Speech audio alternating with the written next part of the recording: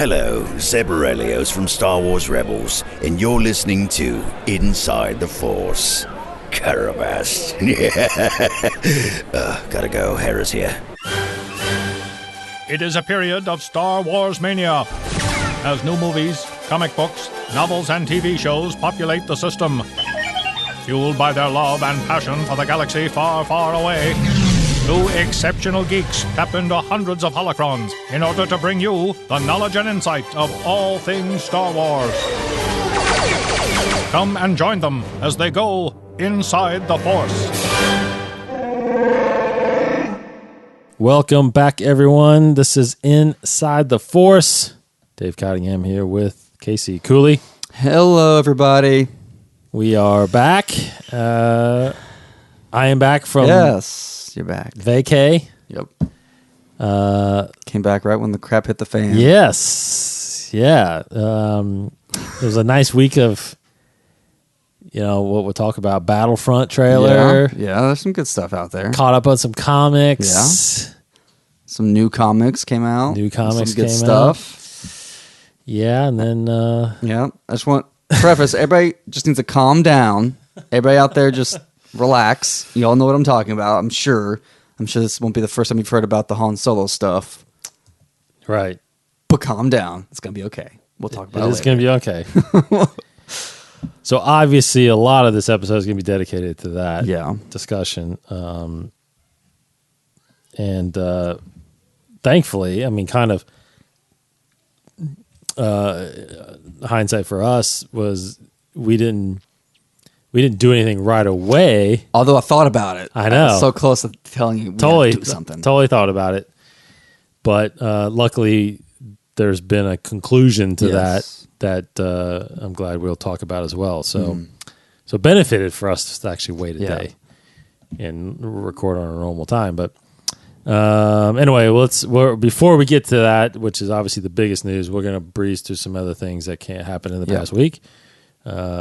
Case? I'll admit I'm a little light on some of the articles of some of the news being released. I didn't write too many articles on our blog, but past few days I've been trying to catch up on some things as they're unfolding. However, when you were gone on vacation last Saturday, June 10th, that wasn't even last Saturday, that was a couple Saturdays ago, I think, but June 10th was the big live stream of Battlefront 2, the Theed map, Assault on Theed, I think it was called something like that, but EA Play happened, and one of the games they featured live was Battlefront 2.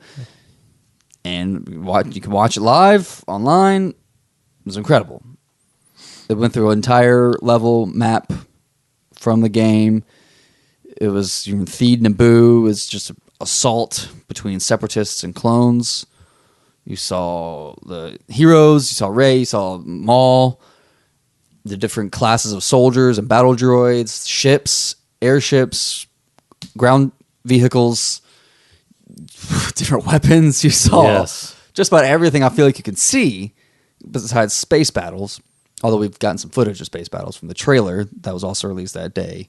Some information from about the campaign, and a few little pieces of nugget about Iden Verso from that, and kind of her story a little bit. We've got more since then.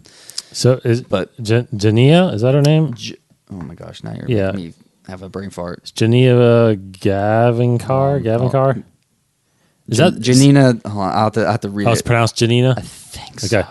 But she, you're talking about that. That's the live stream she walked out, right? With all those troopers? Yes, Janina Gavankar. Yeah, Gavankar, that's right.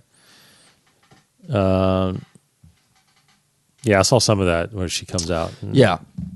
She's in it. She is fully in it. I love it. Yeah.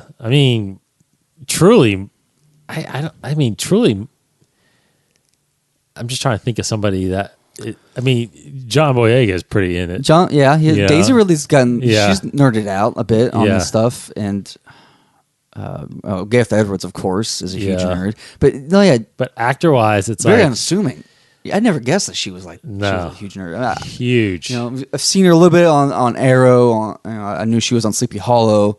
I wasn't not too familiar outside of that with her work. That was it. But like seeing her on that live event and seeing her on the Star Wars show that following Wednesday and the extended interview they released after that with Andy Gutierrez, she not only is she a huge Star Wars nerd and got incredibly emotional talking about it, but she's just very avid about video games and like motion capture and narrative storytelling in video games as it is now, which I think is incredible for an actor to kind of. I mean, I don't want to say shamefully admit to because it's not shameful, but Not anymore. yeah, not anymore. Exactly. It's now it's a thing that It's a huge not many actors It's are a huge accepting. narrative Yeah. medium now. And she's the first actor that I've seen that I personally have seen on admit that this is a medium that she is completely behind and a medium that needs to be advertised and explored. Well, I think the other one that's big on it, but he's not as vocal as Whitwer. Yes, yeah, true. You know, I mean, he's not as I see him like as passionate as that, but he loves his gaming. He's on Twitch a lot. Oh yes. You know, he's got that new one coming out, Days Gone. That PS4. right. I think it's only Sony exclusive. Yeah. which is what forgot about sucks that. because I Yeah. want to play that. Yeah. But you know, everybody knows him as Star Killer when he broke into that league. But he, but no, she, you know, I remember you tweeted out, I think that Star Wars show while I was on vacation. I was like, Yeah. I got to see this. So I watched it. And I mean, that is true. I mean, I was telling my wife this. I was like, that's what Star Wars fandom is all about, Yeah, man. absolutely. I mean, you know, not being able, you know, because it was cool. She says, you know, like, I kept calling my agent, like, we better get this or I'm going to be devastated. Like, I might quit if I never get this, you know? Well, I love that she figured it out what her audition was because it's so Right. hush hush. Yes. You know, and she's like, oh, I knew it was a game for Visceral. Then I thought, okay, what game was going on? Oh, you know, it can't be this and this. You know, it can't be the.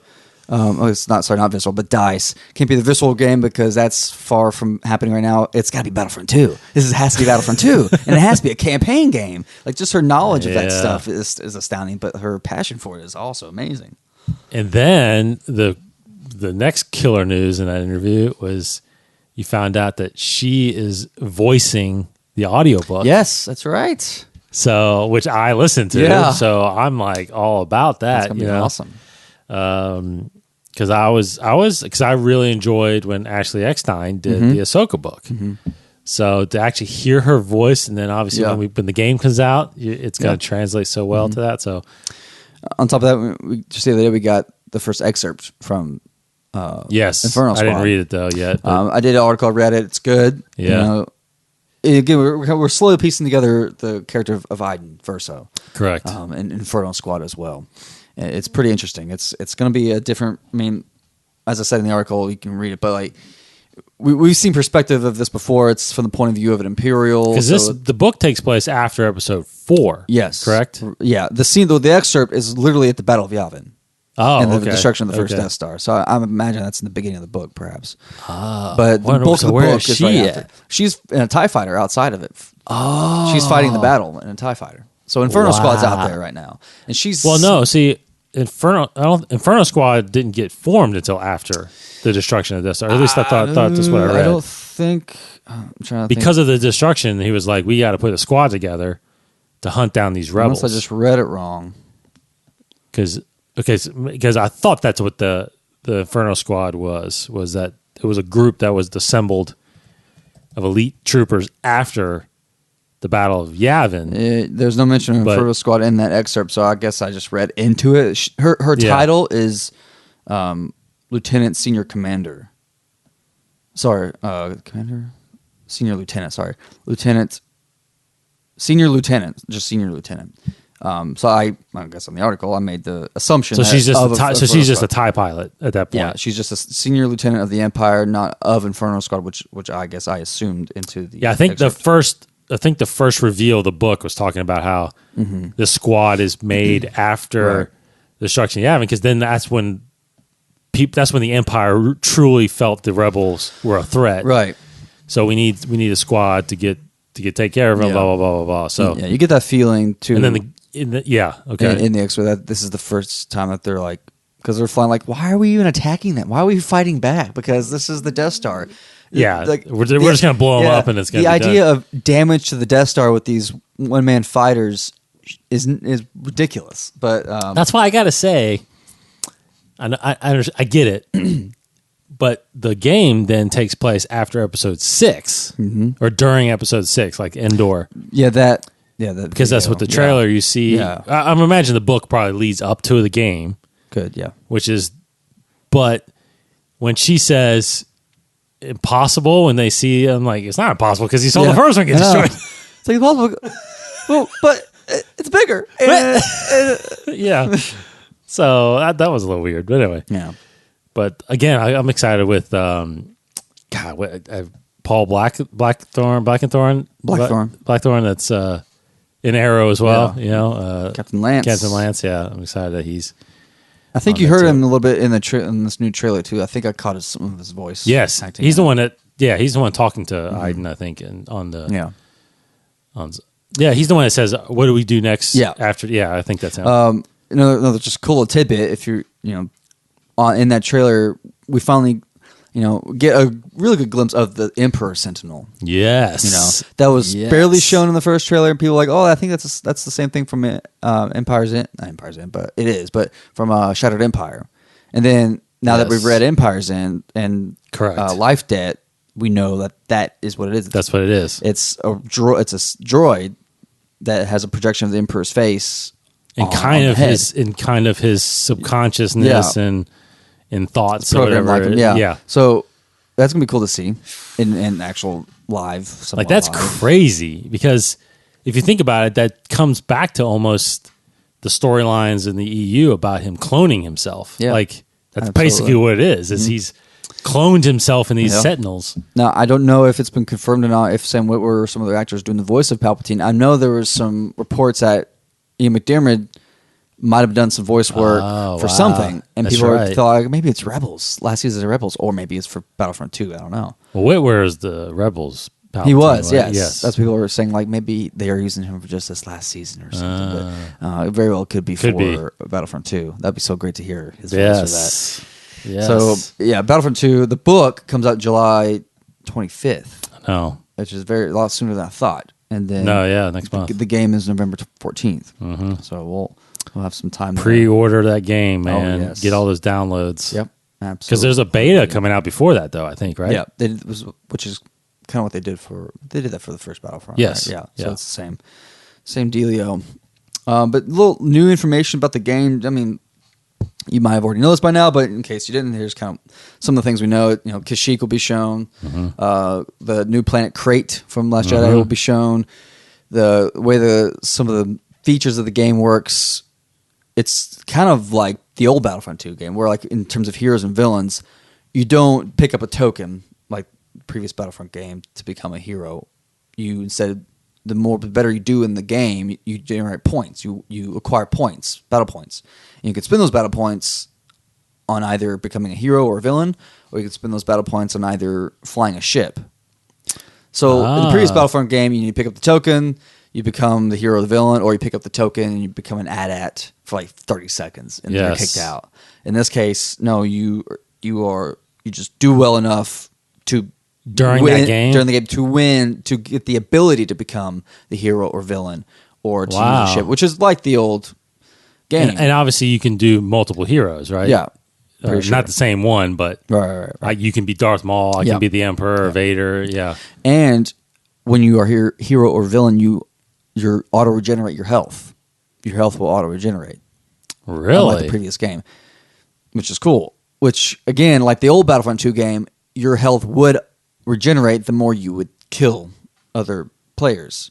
In this current Battlefront 2 game, it just auto regenerates. So you can be Darth Maul forever. Because on the EA Live play, people will, someone was Darth Maul, they were like wounded pretty quickly. They would back off for a little bit, heal, and go back in the battle. So nothing too. I feel like I noticed in the gameplay is, the damage you take in the game is more I don't know if real is the right way to put it, but Yeah. more realistic in that you get hurt easier, you die quicker, and certain characters' health regenerates at different rates. So like the super battle droid has a higher capacity of health, but he regenerates that health at a slower rate than say a smaller battle, I think. So it's a little checks and balance there. Either you have less health, regenerate faster, or more health, regenerate slower. Right. I'm pretty sure I know. I haven't read it if that was confirmed or not, but I feel like I saw that as it was happening on the live gameplay. So a lot of new cool things. I feel like they really answered to the fans, and they built a better game. It seems like so far. Yeah, the gameplay looks fantastic. I can't. Very excited.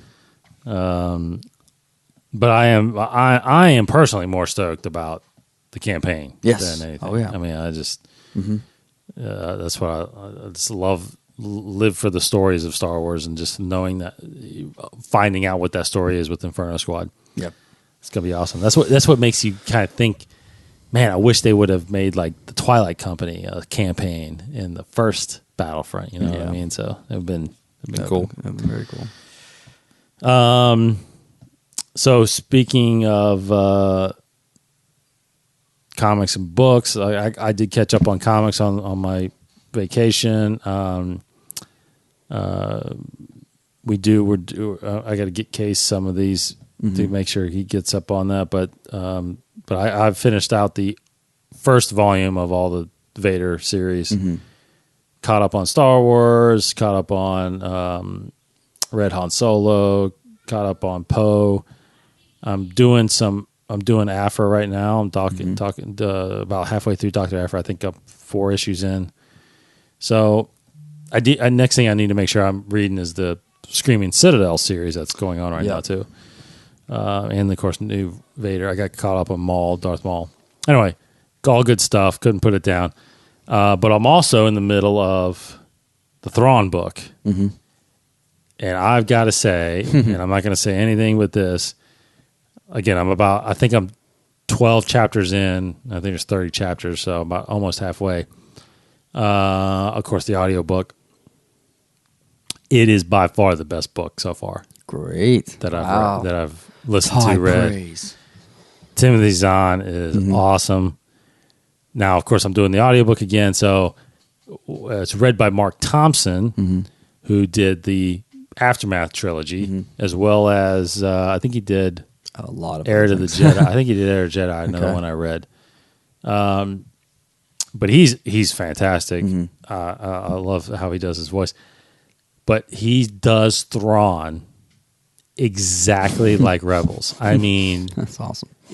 I mean, the way he talks. So I don't know who established it first, or Yeah. I'm assuming it was for the show first, and he's establishing it afterwards. He's making Mickelson's voice. Yes, and it is phenomenal. And Thrawn is becoming quickly one of my favorite characters. You know, he was obviously a good character in the EU, and they brought him on Rebels, and you're like, okay, is it the same kind of guy?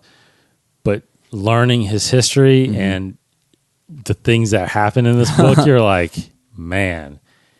Because if he was a good guy, like the Rebels would have won a long time ago. Yes, absolutely. You know what I mean? Yep. So it's fantastic.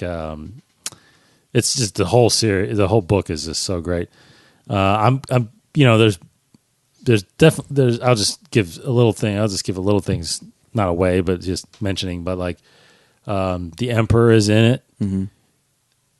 I haven't come across Vader yet, but there's mentions of Tarkin, and it's funny because this is after Tarkin, the book Tarkin, James Lucino's book, because Tarkin is a Grand Moff at this time, and it's funny because and then the side story of Thrawn in this book is, I'm going to butcher her name, but Ascenda Price. Governor. I don't know the first name, but Price. Governor Price. I think it's Ascena. It's something like that. Ascena Price. It's kind of her journey too. She's Governor Price in the Rebels show on Lothal. She's from Lothal, so it's kind of her story as well, which is pretty cool. So you're getting both of those. Somehow, obviously, they're going to interact eventually, but it's just so good. but the last thing I'll mention is what's funny is that whenever they bring up Tarkin, anybody, they're like afraid of this guy. Wow. Like terrified of this guy.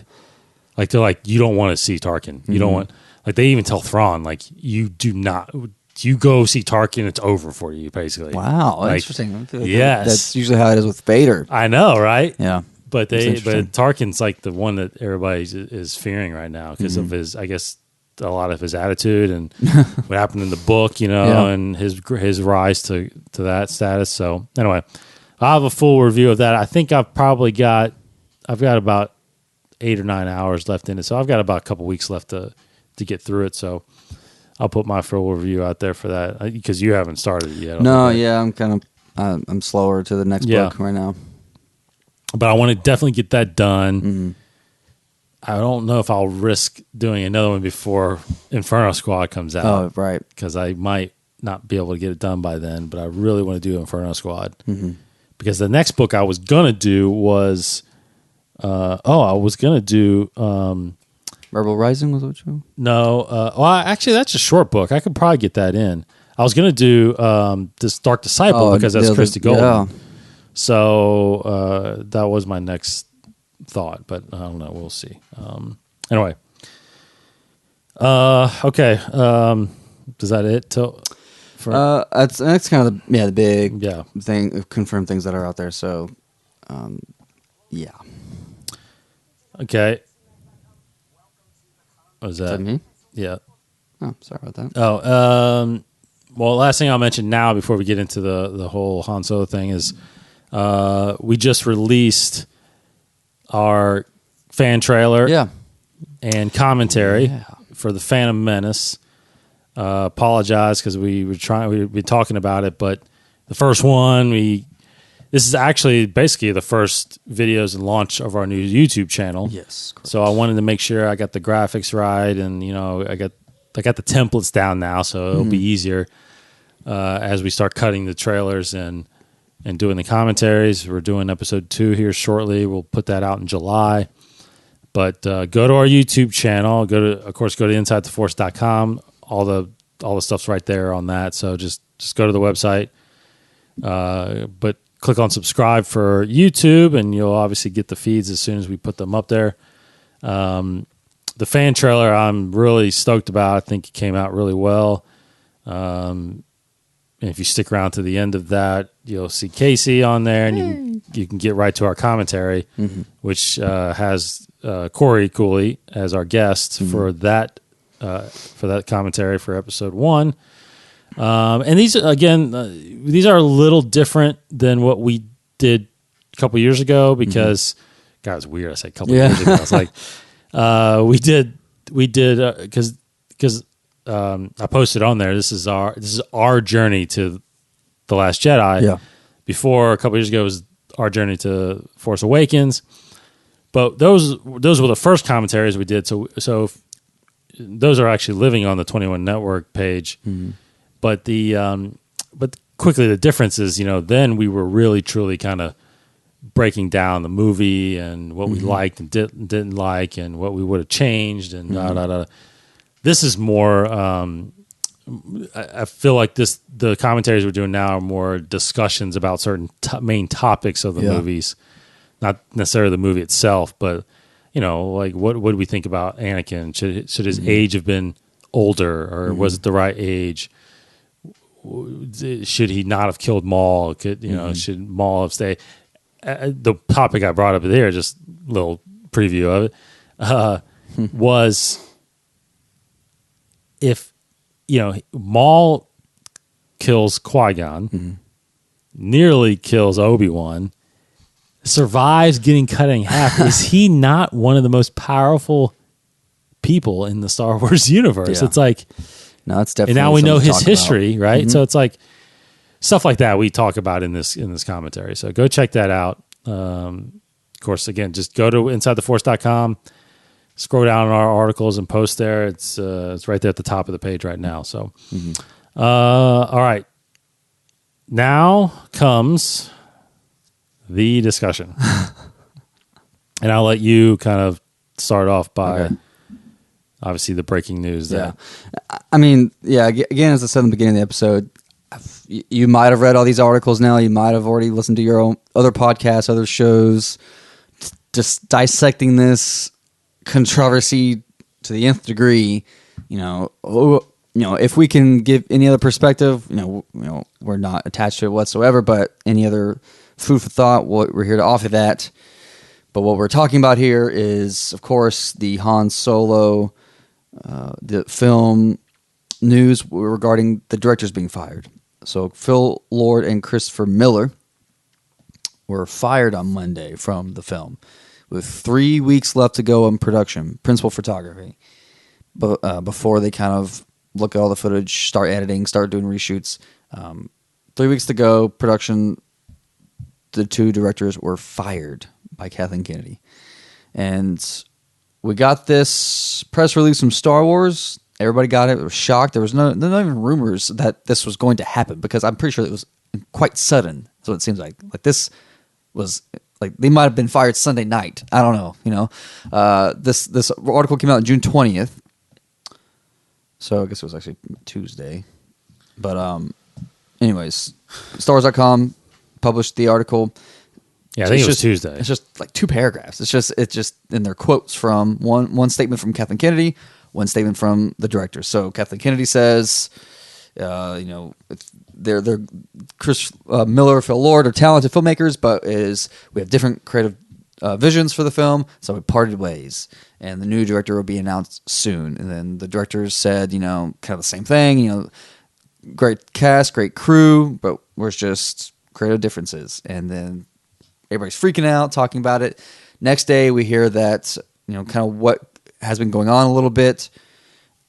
From day one, it sounds like there were conflicts with the directors and Lawrence Kasdan, the screenwriter, and Kathleen Kennedy, the producer and president of Lucasfilm.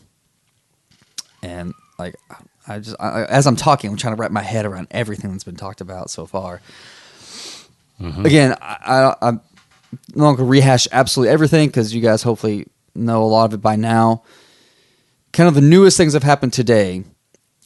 Literally today, the day we're recording this, is it's been confirmed that Ron Howard is replacing Lord and Miller as director of Han Solo. Although he's finishing the film, whether or not he's actually going to be credited as director, I don't think so, but we'll see, I guess. But Ron Howard is finishing the production and post-production of the film. Yes. And there's been articles on the Entertainment Weekly. Star Wars Newsnet published a fantastic article of their sources' information about the details behind the termination and all the conflict that's been happening throughout the entire production. So you read the article, right? You've kind of caught up on everything. So, and I've been talking to everybody I know about all this stuff, just getting all their opinions on it. Just really, go ahead. Overall, this is two things about this mainly. One, this is unprecedented usually. Yeah. There's definitely creative differences usually with studios and directors, with writers and directors, with writers and producers. There's always. I mean, that's why you do pre-production. Mm-hmm. You get the script right, you get the production right, you all get on the same page. Exactly. That's what pre-production's about. And they did that, apparently. And they got into production, and we see everybody smiling on that picture, and apparently, things are going fine. But the second thing about that is, so anyway, first thing, unprecedented, usually that, you can look back and hear about times when directors have been fired, but it is extremely rare they're fired this far into production. Of course, there's times when at the end of production, a director moves on to do another movie and somebody comes in to finish. Hence, even Justice League right now with even though Zack Snyder, that's a personal reason, but Joss Whedon's coming in to finish that movie. And Rogue One had it too. Tony Gilroy came in, finished the reshoots, but that wasn't, again, there might have they never cited creative differences on Rogue One. They just, I think what happened there, and this might have been confirmed or not, but they saw a cut of the movie and they thought, well, the story's not really meshing too well. Maybe what if we did it this way? And it looks like that's what. And I think Gareth was all for it. I don't think he was like, nah, that's he played dumb. ball. Yeah, he was like, no, you know what, that would probably help. Let's do that. But he didn't do it. Tony Gilroy came in, right, and did it. It's still Gareth Edwards' movie. It is Gareth Edwards, and that's the second thing here. It's like, so one, it's unprecedented usually that this happens. Two, this is a very bad situation, in my opinion. It's very unfortunate. Yes. I think it's because but that doesn't mean it's not the right decision. It's a very bad decision, or a bad situation. Yes. But it is the right decision because people out there that are going crazy, like you're saying, like they're like, how could they do this? This thing is going to be terrible now, or there's no hope for this thing. They shouldn't even do it. No, all those things, all those reasons why to make the May 20 whatever deadline, May 25th, May 25th, 2018 release, you have to do this. Yeah. And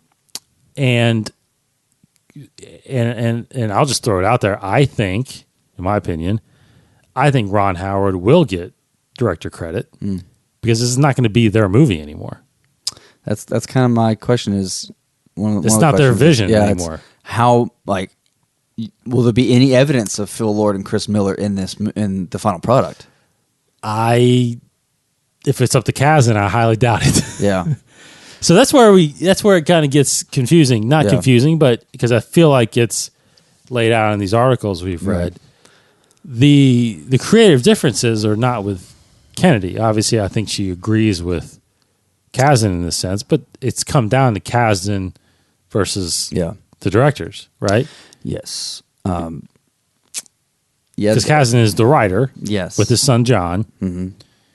And now what I didn't remember was Carrie Hart. Is it Carrie Hart? Carrie Hart of Story Group said at Celebration Europe. So this is 2 years ago, right? No, this is last summer. It was last summer, right? I guess so. Yeah. No, I think it was July 2015. No, it's 2016. Yeah. Right, 2016. July 2016, she was on stage Celebration Europe talking about how Kasdan wanted these guys. Yeah. Like that would they are the right guys to do this movie. But as production got into, if they just didn't, and it wasn't really until, at least what I'm reading, you read it too, but it wasn't until they actually started seeing dailies that they were realizing that they weren't shooting the script. And that's a big problem. Yeah. That's a big problem, especially if you have a writer that is so tied to Lucasfilm with his history, so tied to Kathleen Kennedy. Yeah. And apparently, is it Eden Alden Ehrenreich? Yeah. Apparently he had problems. That's what Star Wars Newsnet is talking about, and that's the first we've ever heard about it, and that is very interesting. That's huge, and that's a problem. And that makes a lot of sense in terms of why, honestly, he might have had a huge, according to that article, he was a huge voice in the issue, and he was a huge eye-opener, whistleblower, I guess you could say maybe, but in that, hey, this needs to be looked at. Because, I'm talking to other people about it, guys that we work with at our production company, and people feel like the screenwriter shouldn't have that much of an opinion, and it seems like the big studio heads are kind of conflicting here. But you got to think of it, this is a little different.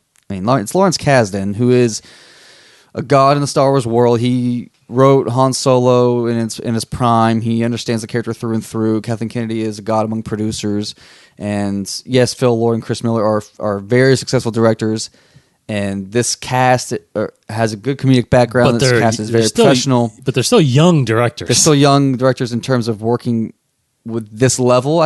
Maybe I don't know. Again, I'm not. No, they're studio guys. Yeah. They're not like, they didn't do the independent route like Gareth Yes, Edwards and yeah. all that stuff. And they're studio directors. They Yeah. usually follow, but Yeah. I mean, they do their thing and studios back them Yeah. mainly because they've had success. Yeah. But just think about it though. We're talking very quick success. Mm-hmm. You know, 21 Jump Street, 22 Jump Street. They directed a couple pilots that were really good. Mm-hmm. Lego Movie obviously is what put them on the map. But think about it. They don't have, in hindsight, they don't have Ron Howard's experience and overall resume, right? Yeah. Or even a Kasdan or even a Spielberg, or they're not that level to Kathleen where Kennedy, yeah. Kevin, yeah. I mean, come on, you're so. And I don't know if I cut your point No, off. you're but, fine. I might be rambling a few points in Yeah, the but, show. but I'm just saying, like, and by no means, and I think everybody agrees, this is not going to hurt them at all. Yeah. But it's a question of, you were kind of going that route of people are saying like a writer maybe shouldn't have that much pull, but it's like, now I would agree with that at some points, but in this instance, they knew at least they should have known what they were signing up for. Yeah. That this is a Lucasfilm film. This is not unfortunately, it's not a Phil Lord and Chris Miller. Chris Miller? Yeah. This is not a Lord Miller film. Yeah. I mean, it is, but you're conforming to what the story group is establishing in this part of the canon universe of Star Wars. You were brought in to, and it was spelled out with Kasdan's lines. They were brought in to add their comedic elements, not shoot a comedy. Yeah. So it definitely sounds like from all these reports that they are making it. They were making a new movie. Correct. And Alden Ehrenreich, even according That's to this article, exactly said right. the same thing. Like he was feeling uncomfortable at what he was being directed to do. What conflicted with what Han Solo is and what the movie is. Yes. Han Solo's not a funny guy necessarily. He's not. I was watching the Collider show today where they released their thing onto, and they're saying, Han Solo doesn't work for the punchline. He doesn't wait for that moment to like, here's a joke, or here's some fun little improv thing to make a flight. Although we are doing with the younger Han Solo, maybe has a different cadence. I don't know. No. But he's not a comedian, so he finds himself in funny situations and sarcastic situations. Correct. And, witty. He's not trying to be funny. Witty, yeah, exactly. He doesn't poke fun. He doesn't make. Hopefully, everybody knows what I'm talking about here. I don't have to try to elaborate myself, but he Force Awakens. He's like, move, ball. Or like talking about Chewbacca, talking about all this stuff. So he can be funny, but he's not a comedian. And these directors, it sounds like, were trying to pull that aspect out of it. Now, the actors, on the other hand, Donald Glover, he's a comedian. Yes. Woody Harrelson's a comedian. Yeah. Alden Ehrenreich has a very comedic background. We saw in Hail Caesar. He can be funny. And there's some other actors that they've casted that have comedic backgrounds. So there's that element there. So we got the idea that, this might be a funnier movie, might be more lighthearted, tongue-in-cheek movie, but it's still Star Wars. That's the bottom line. It's still a Star Wars movie. Yes. It sounds like what these guys are trying to make, Lord and Miller, what they were producing turned out not to be a Star Wars movie. There's a lot of big discussions that I've been having with my friends and everybody is that, we really wish that we could see what movie they were trying to make. I do wish I could see what they were trying to do. I'm interested to see what they were wanting to do. However, I don't want it to happen because it doesn't sound like it was a Star Wars movie now. Yeah, and I don't want to see that, to be honest, because I don't want to have that taint my vision of, because if that article, if you read the Star Wars Newsnet, Star Wars Newsnet. I mean, the words in there that I read that this was basically treating Han Solo like Ace Ventura. Yeah, that's right. That was the analogy. That is a bad move. Now, it's not a good analogy. That's not a good analogy. I mean, Han Solo is not Ace Ventura. Yeah, and kudos to Alden, because I feel like that should win him a lot of points from fans, because step up and put your career out there like Yeah. that in this situation with this studio and this producer, and because you could be, because the other flip side of this, he could have had these concerns, started talking about this, and then it could have backfired on him. Kennedy could have said, "You know what? No, this is the movie we're doing. You need to live with this, or we'll find another Han Solo." Yeah. I don't know. Yeah. But kudos to him. I feel like the dedication of an actor like that goes a long way, because when you're colliding with your director, again, that's a big deal. Yeah. That's a big deal. And I agree with you. There's other comedic people. They casted those kind of people for this. Donald Glover. I've seen bits and pieces of Atlanta, but his thing is his writing and storytelling and that. And I think there's some comedic, but it's dry humor. I think it's in that movie, but in that show. But yeah, in his background and Community, of course, everybody's thinking like, "Oh, this is going to be great. He's hilarious. He's going to be fantastic." But he'll bring that charm and that, just like Billy D did, right? Yeah. But it's not. I don't want to see a comedy. Yeah, because that's not Star Wars. It's not Star Wars. Star Wars can be funny. Yes. I honestly thought it was very strange at some of the jokes that Finn made in Force Awakens. Yes. Some of the things like, "Oh, that's funny," but that seems strange for Star Wars. If you But I want went to see with a it. Star Wars comedy, watch the Lego series. Yeah, watch Robot Chicken. Watch, Yeah, I mean, go watch Freemakers. Go watch. Exactly. Lego, the Yoda Chronicles, all that stuff. But live action films, this is not. It's got to live within the canon. Yes. It's got to live within the story and the same reality of Star Wars. Now, this is the first time I've written down a lot of notes for this show. Usually I have my phone for articles for reference, but before we did the show here, I wrote down just several, about 5 or 6 paragraphs of just notes and stuff like that. And one of the big points I wanted to make was that very thing was that about canon. I don't know. Kasdan wrote this story, and now the story is canon. So I don't know if there were things that this movie made reference to that is canon, or if there's already planned future stories that references Han Solo that is canon. But it sounds like in some articles I read that some of the scenes that they've been improvising with in the movie were crucial scenes that changed the story, which would have changed canon, which would have really messed up a lot of things, which I understand, some people have a little problem with. Just let the filmmakers be filmmakers. Let them be creative. Let them do what they want to do. It's, you serve the vision of the director. You serve the story should serve. It should be organic. It should, like Gareth Edwards is an indie filmmaker, and he tried a few things that were organic. A few shots here and there. Even J.J. Abrams did a couple of shots that very spur of the moment, very organic. But they didn't change the story. It still felt like a Star Wars movie. Gareth Edwards, it was darker. It was a war movie in a sense, a friendly war movie. But it was still Star Wars. What we're seeing with Last Jedi, that teaser, felt different. There were some different shots. Yeah.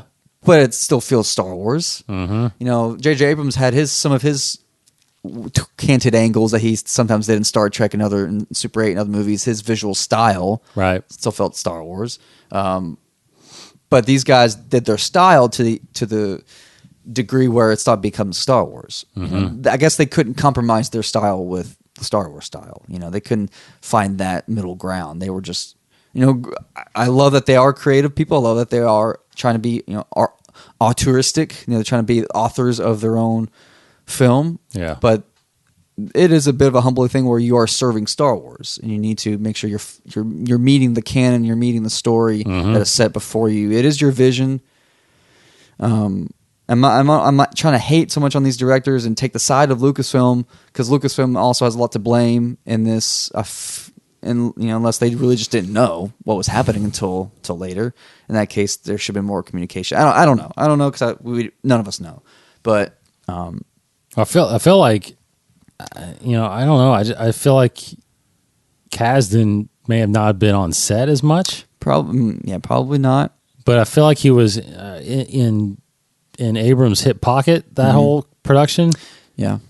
Because also he had to rescue that film a little bit because Michael Arndt was fired from that. That's right. That's the thing. Like But that was pre-production. Yeah, and it's like the fourth time now someone's been fired and reworked the story a little bit. I mean, Gareth Edwards wasn't fired, but Michael Arndt was fired.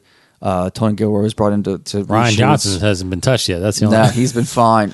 Josh Trank was fired, or he left. I think he might have just left. Yeah. So this is the fourth time something like this has happened.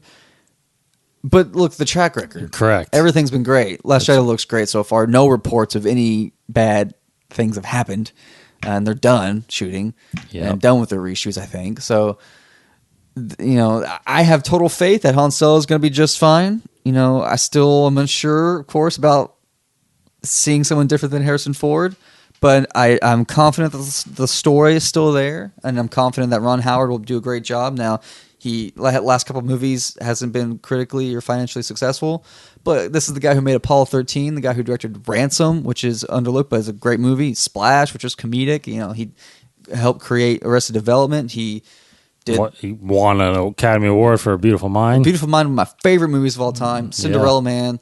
He has a great track record. He's had experience with Lucasfilm, with Willow, with American Graffiti. So, and he has all of his young adult life was comedy. So he has that drama and comedy side. So he is the right choice? I think he's a very safe and he's a good choice for the situation they're in. He's very safe. He's very sure this guy will get it done. Yeah, I would like to see him with his own Star Wars movie. Honestly, I kind of would like to see what he would do with from beginning to end his own Star Wars movie. Maybe this will be it. Maybe this will turn out to be a Ron Howard film, like you said, instead of a Lord and Miller film. So in that case, we'll see. But I think Ron Howard would be fine. Again, reading the article from Star Wars Newsnet, hearing what Alden Ehrenreich had to say, makes me feel better about the state of the movie. Because before, I kept thinking, like, well, maybe the actors, are taking the sides of Lord and Miller or against Lucasfilm. Because they've been working with these directors. We've heard nothing from them yet. So maybe they were kind of like, yeah, I like this improvising. I like this comedic, thing you're bringing out of us. But I guess it sounds like, at least from Alden Ehrenreich, he was very alarmed by the whole state of things. Now, we don't know for sure if that's true, or we haven't heard also from any of the other cast members. So the verdict's still out on that, but it is reassuring to know that it actually might have just been these directors making a different movie that wasn't Star Wars, and that is a big problem. That is, yes.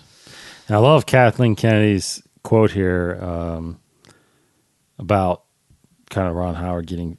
But her line was, at Lucasfilm, we believe the highest goal of each film is to delight, carrying forward the spirit of the saga that George Lucas began 40 years ago.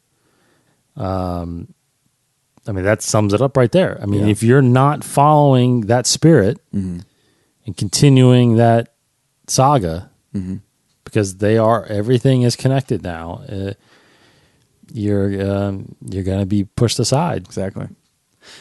Say what you will, but it's bigger than those guys. Yeah. It's bigger than those guys. So, and Ron Howard also, I don't know if you read this happened 5 hours ago, but he tweeted. Ron Howard tweeted as well, a couple statements. So one tweet was, I'm beyond grateful to add my voice to the Star Wars universe after being a fan since May 25th, 1977. And then his second tweet was, I hope to honor the great work already done and help deliver on the promise of a Han Solo movie. So I wonder if they will keep some aspects, maybe they have can't reshoot everything, I would think, And I think at least what I think has happened is action sequences are action sequences. There's action in this movie. Yes, we've that seen stuff. Footage, yeah. You're not going to reshoot that because there's no probably. I would think unless they're saying jokes right in the car. That's what I'm saying, right? But then you're just cutting that stuff, right? Yeah. Or that's the thing too is I keep thinking of Alden running like Ace Ventura, away from a fight or something like that, right? I'm like, surely they didn't do that. I don't know, but they would reshoot it. Yeah. There may be an extensive reshoot. They might add on to that. Who knows? They got, I think, 5 or so weeks planned of reshoots already from the very beginning. Yeah, and there's, 2-3 weeks left of principal, right? Which they're going to start back on July 10th. July 10th. Yeah. Which is 2 weeks from Monday, right? So so there's plenty of time for Ron to get in there. Yeah. and they said he's going to look at the script. He's going to look at the dailies. Oh, he's a pro. He'll figure pick out. it up. Yeah, I mean, he's not going to do nothing but eat and breathe and sleep Star Wars for the rest of this year, probably. Yeah. So, but I did want to. I just want to thought like what because I was when I first read about this was obviously asking what everybody else is asking is who is going to replace him. Because I thought my initial thoughts were, well, maybe Kasdan just walks in and he's directed before. And apparently there's some legalities behind. Yes, he's got some issues with the Directors Guild and all that stuff. So might be a loophole where he could step in more of that role. Who knows? I was thinking maybe George comes back now.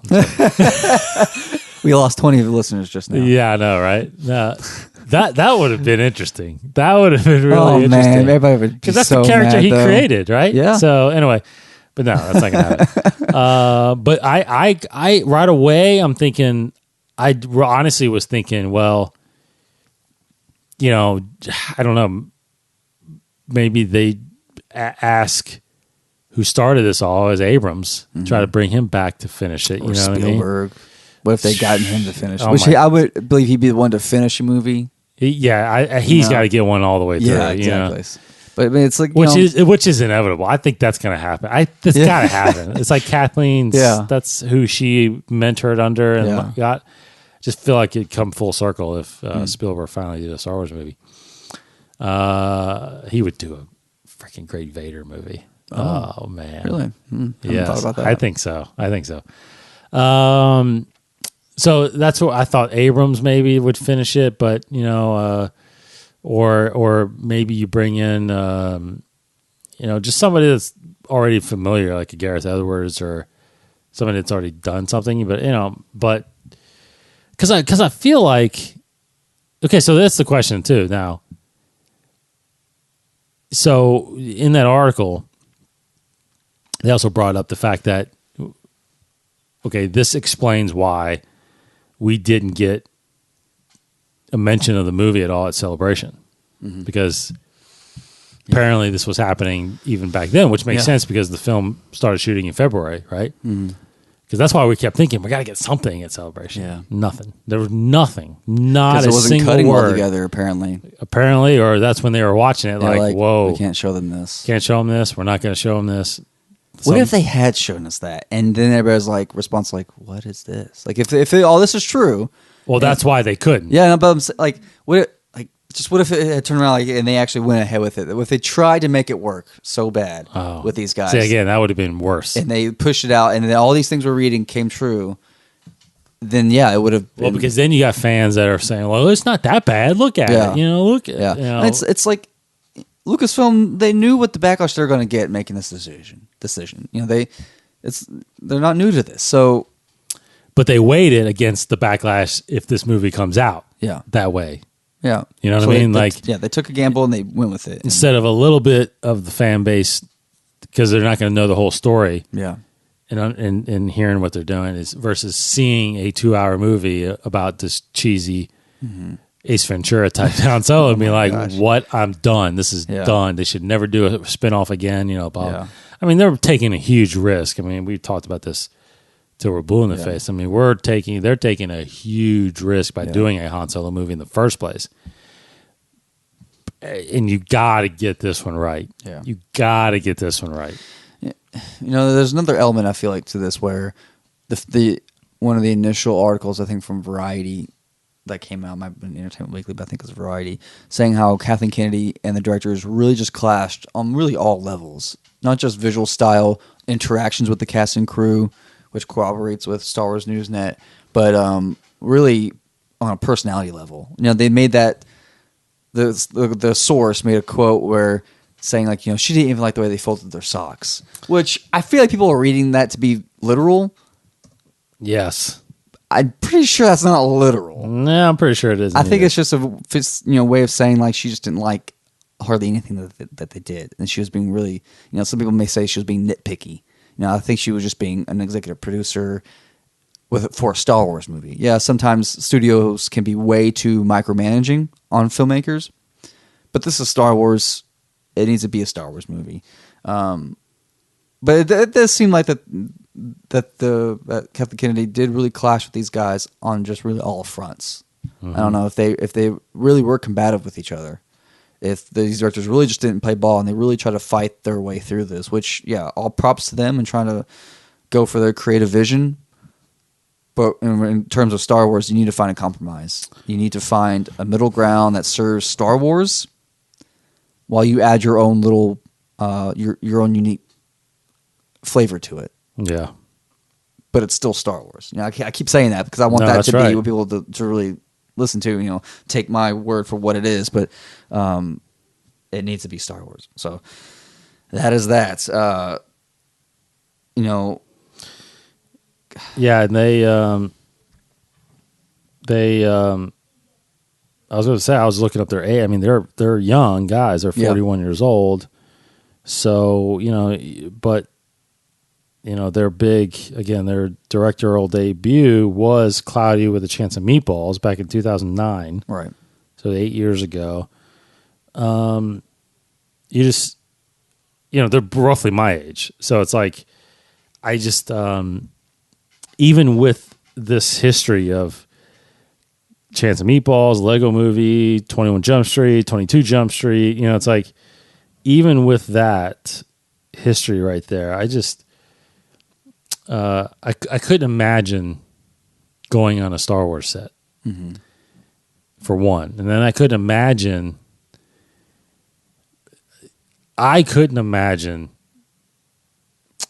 trying to, how do I say this? Like, I just couldn't imagine fighting a vision that Lucasfilm has. You know what I mean? Like, because it's so, you know, and that's what I would argue with a little bit with friends of ours or people out there that are siding kind of with the directors. Like, you know, well, no, you got to let them do, you know, you got to trust them and let them, that's what you're doing. But it's like, there's always exceptions to the rule. This is an exception to the rule. I think so. You know what I mean? Like, yes, Warner Brothers or Disney. Well, this is Disney, but technically, but you know, I'm thinking like Marvel Studios or, you know, you or Fox or, you know, whatever, Dimension or, you know, Miramax. Yeah, even Spielberg's company. Yeah, Spielberg, Amblin, DreamWorks. Yeah, and all exactly. that stuff. I mean, they're always they're always entrusting the vision of the director. That's why you hire a director. You know, this guy is the best person to translate what's on this page. Now, and most of the time now, directors are writing their own scripts too, right? So it's like, no, this guy, I trust this guy and his vision. But in Star Wars, Lucasfilm, it's just and I'm just repeating kind of what you're saying, but it's like the vision is out there already. It's established. You know, it's to me now, it's the director's role for any of these guys. Abrams, who is very established already. Yeah. You know, Gareth is kind of new to it a little bit. You know, he had a couple hits, you know, and even Rian Johnson is a little new to it. But it's like, you got to get guys that understand the position of Lucasfilm. And Kathleen Kennedy's now. I mean, I think it said it in that article, or I think maybe Kevin Smith said it. Like, Kathleen Kennedy is George Lucas now. Yeah, I mean, yes, that was Batman. Yeah. She is George Lucas now, and she is control of this universe. And she, if any, I mean, I don't know. I mean, I was trying to think too. It's like, I don't know any other person that could step in and do what she's been tasked to do, which is carry on Lucas's vision, right? So you have to, in this day and age now, with the way Star Wars is and the canon, as a director, as a writer, as anybody you have to conform and honor what's already established versus making something your own out of Star Wars. Because Star Wars, look, Lego Movie, clear example. Like, Lego Movie, there's an entity there, but that whole story was theirs. You know, you could make that whole story about this little figure and how it pertains into the real world, you know, and and then because there's nothing else there to do, you're creating There's no mold to try to. You're creating follow. that universe and that series, right? Yeah. But this is like it's not your Star Wars movie. You are entering a pre-existing world. You're not creating a world. Exactly. That's I think that's the best way to explain it. Like you are supposed to take this story and these characters and honor what's there, not take it and say, "Well, I'm going to make my Star Wars version." Because, like you said, there are rules. Yeah, you can't. There are. You can't kill somebody if they live. Yeah. In the sequel, or down the road, it's like you cannot change what's already there. Mm-hmm. And these characters, most of them are already there, and you cannot disrupt our vision as fans, our vision of Han Solo, because we know what Han Solo becomes. Mm-hmm. And I don't know any other way to explain, because obviously I think this was a decision that had to be made. Mm-hmm.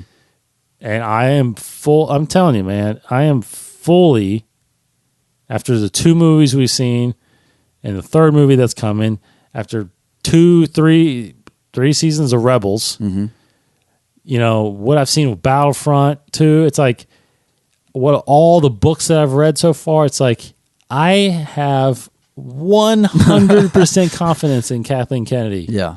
I mean, there's no shaking it. Mm-hmm. Star Wars is in a great position, and where they are with the stories, I'm completely thrilled about it. And they're just killing it, and it would have derailed a lot with something that could have been what I'm hearing it could have been. Yeah. And the thing too, earlier on in our discussion, talk about, we weren't there for the pre-production, but they had pre-production meetings. They set this vision in mind, that they should have. So again, some of the blame maybe can be put on Lucasfilm if, either they didn't know that or didn't think that these guys would go that route because their background is improvising. So was that conversation ever had? Like saying like, you guys should, we know this is your background, but please try to stick to the script, just add your comedic flavor to it, but this isn't a comedy. I don't know if that was ever discussed or not. Or if the guys said, I don't know if they lied to him and said, oh yeah, we'll stick to the script. Right. Or if they pitch it to these guys, like, yeah, so this is what we're going to do. We're going to try to do this. We're going to try to, stretch it a little bit. We're going to try to see if we can create anything new by playing with the scene a little bit. I don't know if those discussions were had. It didn't seem like they were conducted, right. But so I really want to know what was discussed in these pitches, in these pre-production meetings, and these, what was established before they started rolling the cameras, So either Lucasfilm just dropped the ball and didn't know what they were getting into, or it's, both parties, I guess, have some blame there, or it's completely the directors and they just straight up took the movie and tried to run with it and fought the studio on every step of the way. So, as you said at the very, very beginning, this is a very bad situation. Yeah. But I have the utmost confidence that it will be just fine. It will still be a good movie. I agree, but do you? I still have despite who's directing, I still have my reservations about Han Solo anyway. Oh yeah, you know what I mean. What we've been saying for months now, I'm still worried. Yes, I am. Just from my own personal suspension of disbelief. Yes, I don't know if I can get behind this. This doesn't look a thing like Harrison Ford. Correct. So that aside, I think the story's going to be great still. I agree. I still think we are going to get a good Star Wars film. Yeah. So, but my question now, I guess, kind of moving beyond a little bit. What do you think this means for future, not just spin-off movies, but all Star Wars movies? Because they like to hire young creative directors that have a unique style. Yeah. Gareth's indie. JJ definitely has a style, which you actually have an opinion that he didn't really hit his style perfectly in Force Awakens. No, because I think he conformed to Star Wars. Exactly. And Rian Johnson, I'm not, you've seen more of his films than I have with, Brick and Looper. Yeah. So Actually, I haven't seen either of those movies still. Wow, yeah. But so I've seen Godzilla, if that means anything. Yeah. So he has his style. In the future, when they hire these new directors, do you think that we're going to get a Star Wars movie that will be, and this is kind of rhetorical, that will be pushing the boundaries in a really new, unique way? Like, let's say Gareth Edwards made a very dark war movie of Star Wars, you know? Like we heard, like, oh, it's too dark. What if it was more Saving Private Ryan than, you know, than what we got? Because the movie did end on a kind of somber note. It somewhat ended with hope with Princess Leia, but before that, everybody died. Yeah. That's never been seen before in Star Wars. That was different. Yes. But it still felt Star Wars. I don't know where that line is, honestly. I just haven't thought about it too much. But. I think, my first impressions, I think, are, I do think they would not have released a movie like that. Because that would have, because I still think you have to get the PG-13 rating. I don't think they'll do an R-rated Star Wars movie. Okay, so that kind of leads to, would they ever do an R-rated? Would they ever do... I don't think so. Yeah. Because they're still making it for kids. Yeah. And if you had a bunch of blood and guts and everything on the beach of Scarif, and it's like, I can't take my 10-year-old to go see this. It's like, but it did. But I think I think you answered a little bit. It did push the boundary a little bit, right? Because it was about not just trying to satisfy the fans to make a movie leading up to episode 4, but it's like, there's a story there that needed to be told. John Knoll was like, the story would be really cool to see, and the rebels that were talking about stealing those plans. Now, I do think that the situation has. I think what it has done is it'll make Kathleen Kennedy think really heavily on, unfortunately, some younger directors. Yeah. And I feel like maybe Ron Howard is an example now that they may start looking at more experienced directors that really want to touch Star Wars. Now, I know it's been said before a while ago, like back in the prequel days when there was rumors that Spielberg may do a prequel movie or something like that. Yeah, so, that was, you know what I mean? That. Yeah. But it's like some of those people back then were like, no, I don't even want to dare touch it because it's George's thing. They're like, it's George's thing. It's George's thing. I don't know if now those people would step up and say, oh no, this is bigger than George now. It's everybody's. And so I personally think that, but like Trevorrow is kind of example. Episode 9, yeah. Colin Trevorrow.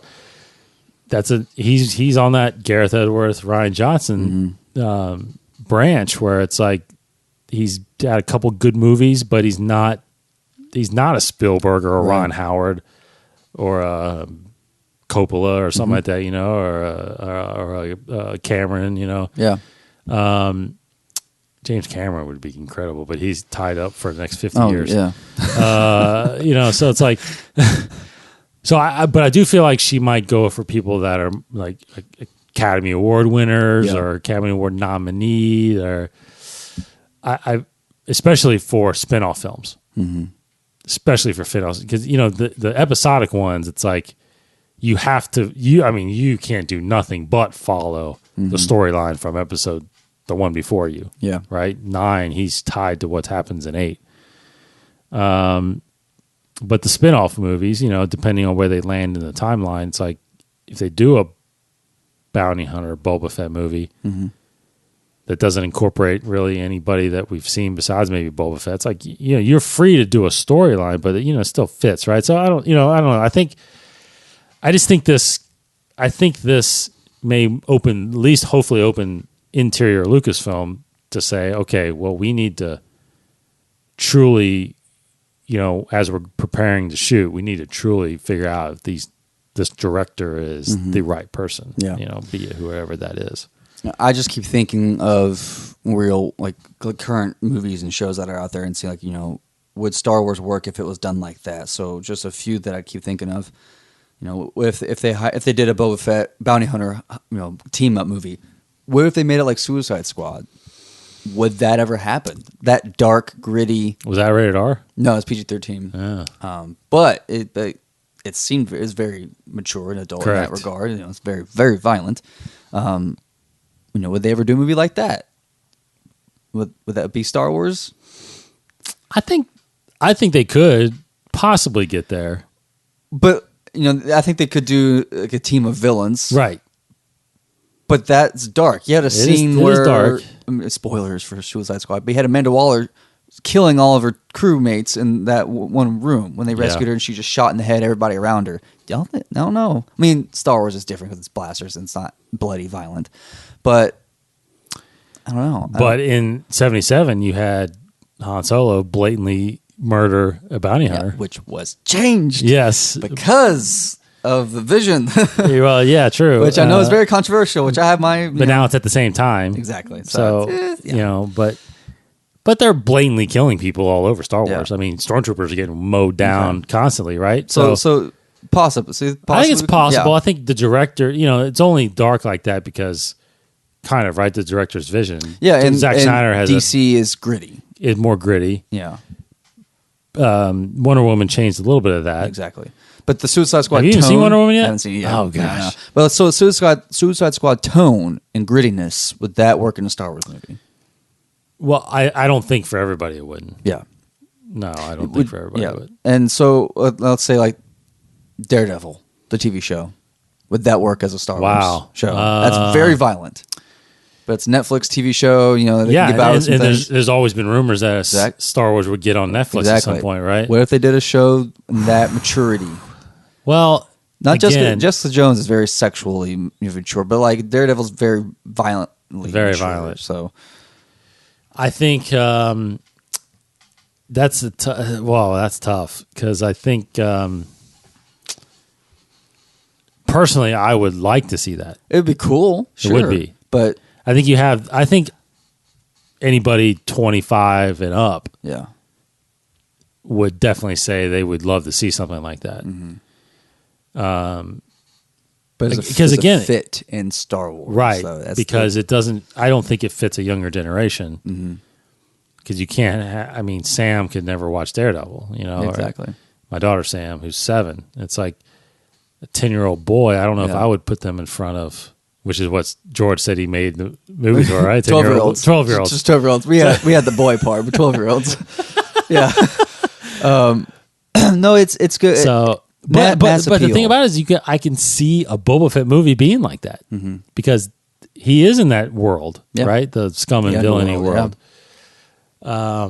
Because you can't make it. You can't make a Boba Fett movie like I don't even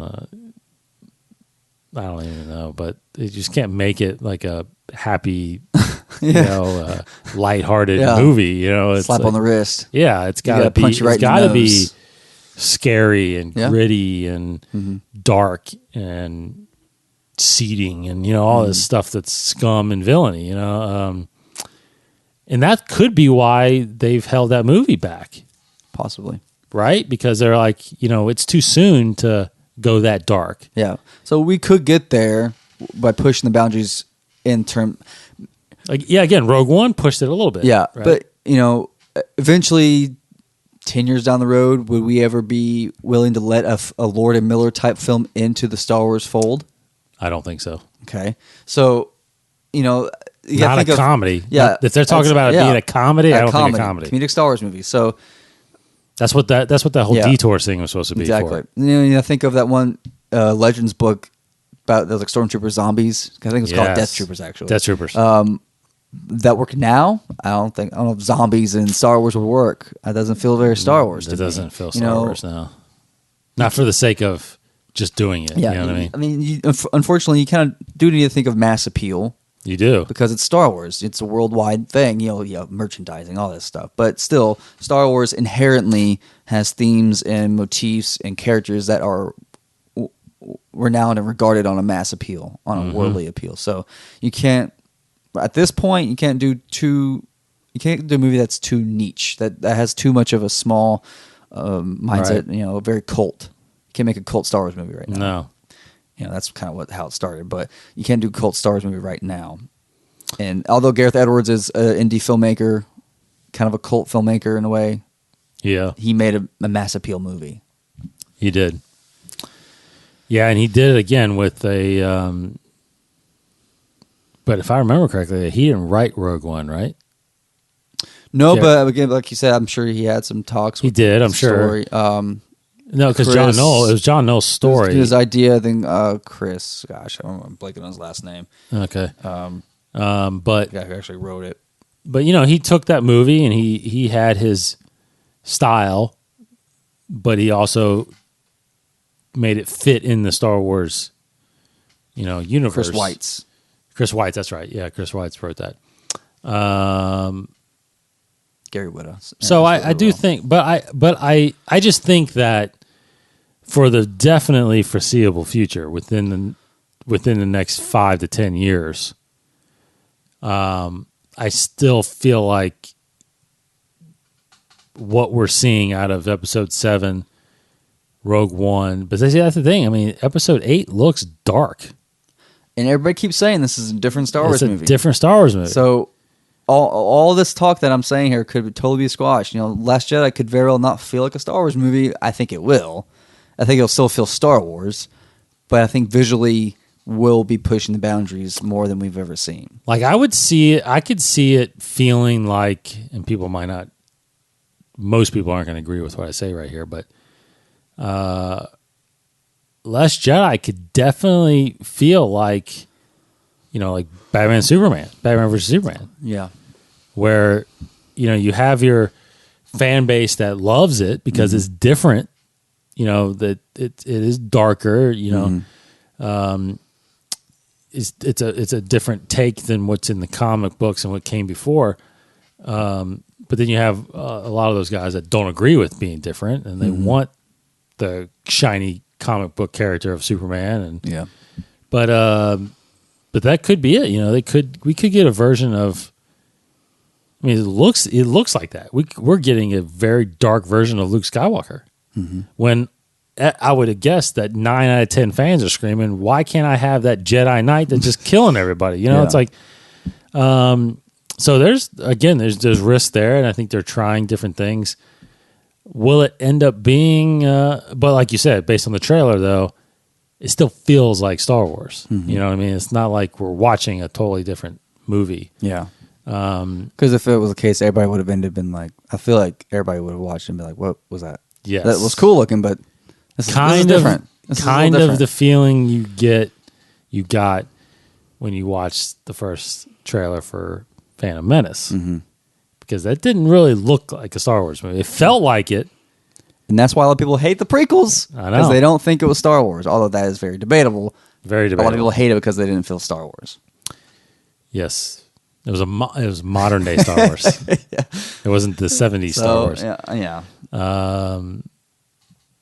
But see, I would have questioned. Well, that's a whole another thing. Yeah. But I would have questioned it more if it wasn't George Lucas. Like, just think if he would have. It's completely hypothetical, obviously, but just think if he would have sold Star Wars in the 90s, and then Lucasfilm at that point made 1, 2, and 3. Yeah. You know what I mean? Like, what it would have been. Maybe it would have been better, or maybe it would have been worse. Maybe it would have totally destroyed the whole. I don't know. Depending on who took over. But anyway, so no, I think there's boundaries that they'll try, but I do think that what we're getting in all the mediums of the universe is what's going to be established pretty much for the next few years. Definitely. And I'm sure there'll be hits and misses. The books have had hits and misses. The comics have had hits and misses, you know. Yeah. Some people didn't like Force Awakens at all. Some people didn't like Rogue One at all. But it was all a success. Everything's been a success so far. Yeah. I'm not saying Disney's flawless, that their crap don't stink, but it's been great so far, in my humble opinion. Well, and it doesn't sound like this had nothing to do with Disney.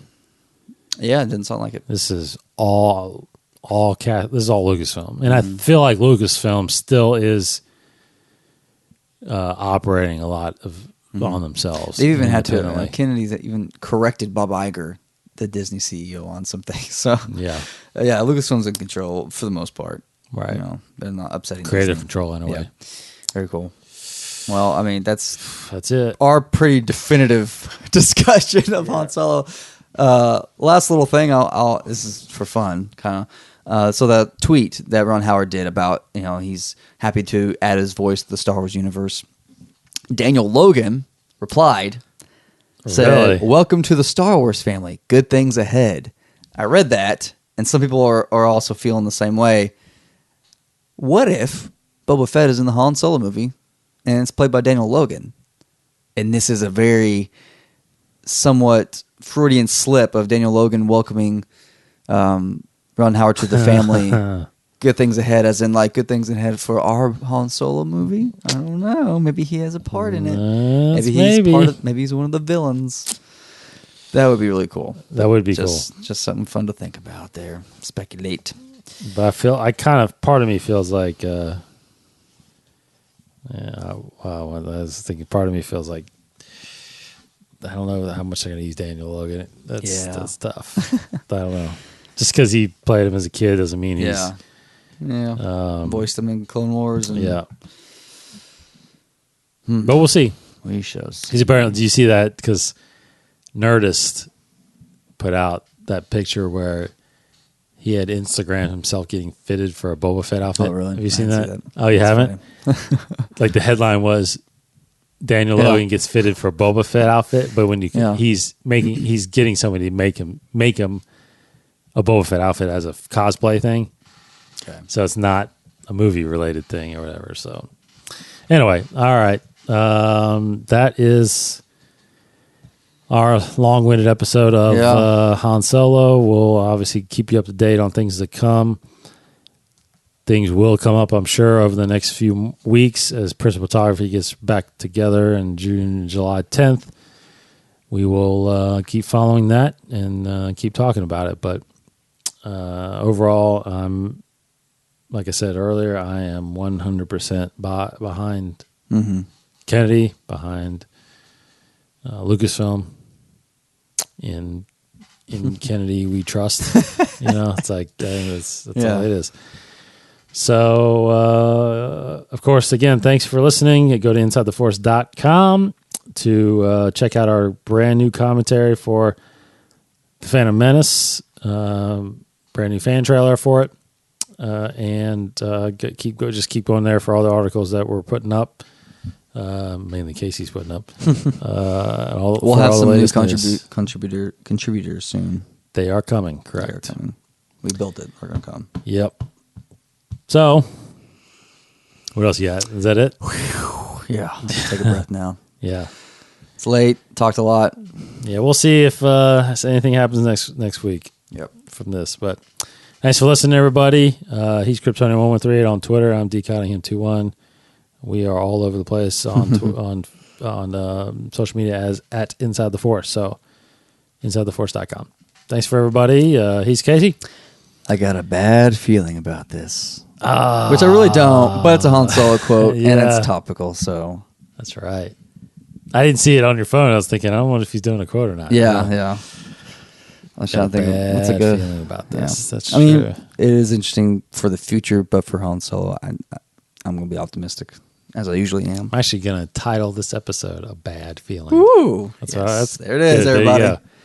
Because I normally don't come up with these things until I'm putting the show together. Okay. Thanks, guys. See you guys next week. Go to YouTube and watch our commentary.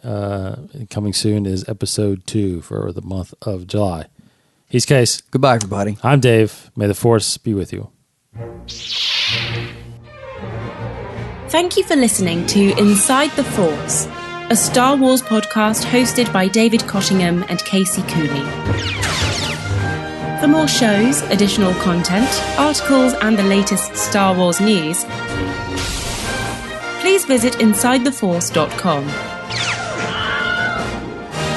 Inside the Force. For the Force in all of us.